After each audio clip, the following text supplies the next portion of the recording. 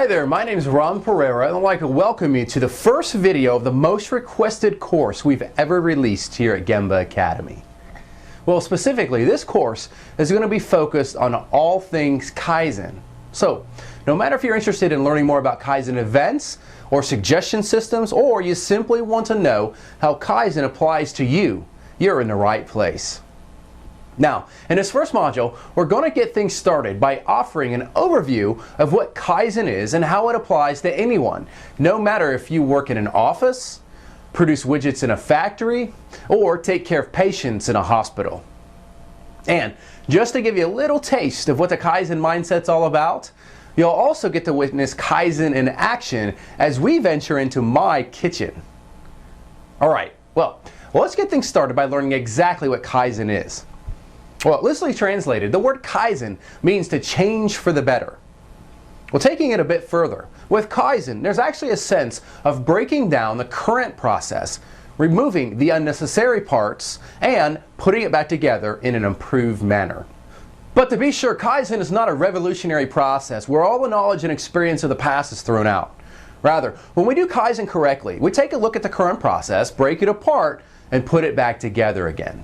As such, the result should be an improved process that fully utilizes all the experience and skill of the people involved. Well, Kaizen is also a cornerstone of the lean enterprise as it works together in harmony with other lean tools and concepts such as standard work and heijunka, or level loading.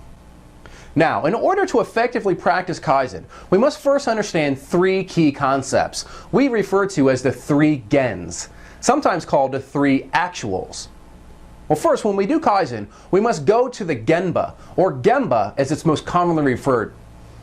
The word Gemba literally means the actual place. In other words, it's the place the work is done.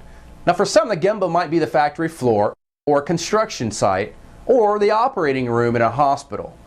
To be sure, the chance of Kaizen success is much higher when we go into the Gemba instead of spending all of our time in a boardroom drawing on flip charts and whiteboards.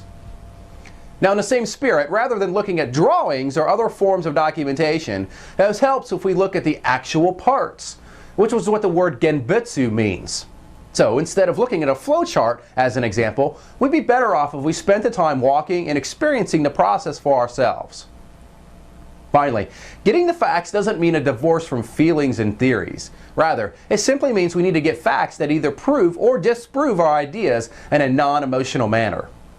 Well, this is what the word genjutsu means.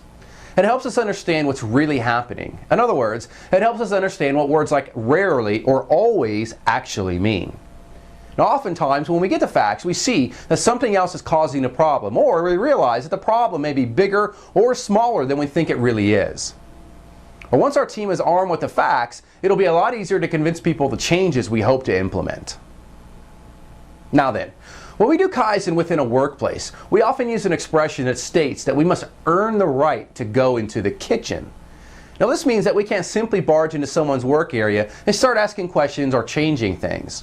And just like we wouldn't visit someone's home and go right into their kitchen without permission, when we do Kaizen, we need to earn the right by showing respect and developing trust first. Now, with this said, I'd now like to warmly welcome you into my kitchen, in order to give you a little taste of what this Kaizen mindset is all about. Now, for this simulation, we're going to be studying a process my family, and I imagine many of your families, knows very well. And that process is emptying the dishwasher. Now then, let's take a look at the current before Kaizen process. Notice that our operator, who, I might add, is extremely experienced unloading dishes, first fumbles around as she picks up the silverware. She then takes around 6 steps, which equates to around 12 feet, in order to reach the drawer with the silverware tray. She then places the silverware into the tray, as we see here. After this, she turns around and repeats the process until she's placed the last piece of silverware into the drawer. Now let's watch the rest of this process take place.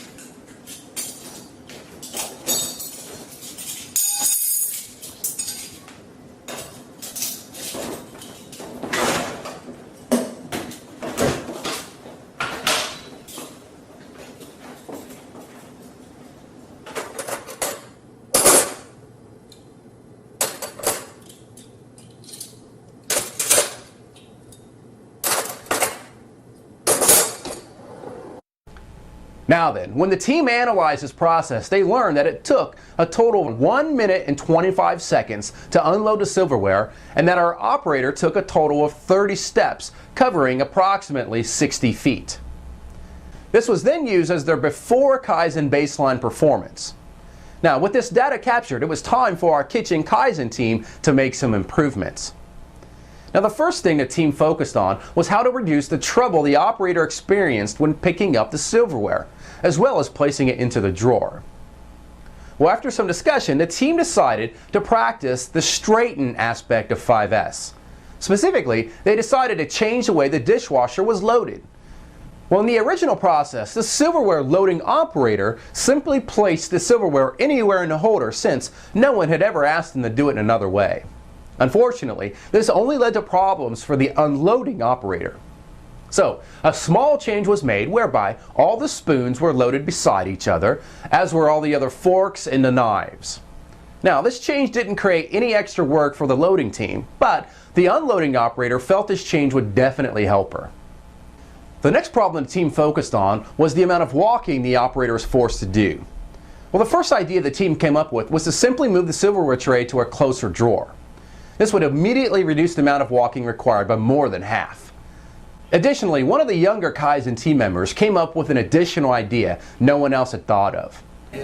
How about we just take the chair and put it over there? What do you mean?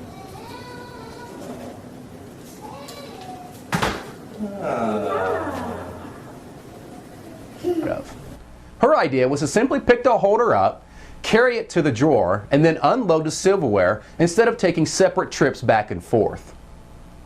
Now, the other Kaizen team members were excited to give this a try, which was exactly what they did next.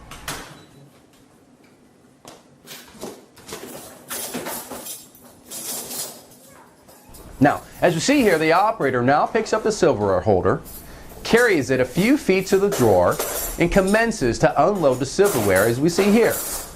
Obviously, nearly all the walking has been eliminated, and while there's still an opportunity to improve the handling of the silverware, this new process is much better. In fact, this new process, using the same amount of silverware, only took 38 seconds, and the total distance walked was less than 6 feet. Well, when we compare the metrics, we see that the total time to unload the silverware went from 1 minute and 25 seconds down to 38 seconds, an improvement of 47 seconds.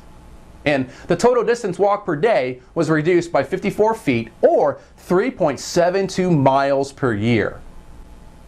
So, in just a short time, our Kitchen Kaizen team has been able to radically reduce the time it takes to unload silverware from a dishwasher. Additionally, the team is now excited to continue making improvements, which their live-in lean consultant is very happy to hear. Now, while I'm pretty sure most of the people watching this video don't unload dishes for a living, I bet with some critical thinking, you'll be able to identify many areas within your business where this type of Kaizen mindset will lead to big improvements. And to be clear, the improvements we make through Kaizen don't have to be cycle time related like we saw in this example. Instead, we might focus on improving other metrics like on-time delivery, defects, or variability within the process. To be sure, no matter the problem, the Kaizen mindset can help. Alright, well, throughout the rest of this course, we're going to cover many aspects of Kaizen, including the Kaizen event. But before then, if you haven't already done so, I'd like to encourage you to watch the Kaizen video from our Lean Lingo Explained course, as Brad Schmidt, who happens to be fluent in Japanese, breaks down the Japanese characters from this mysterious word. Okay, well, in the next video of this Kaizen course, we're going to continue the journey as we begin to learn more about the powerful Kaizen event. So, we'll speak to you soon.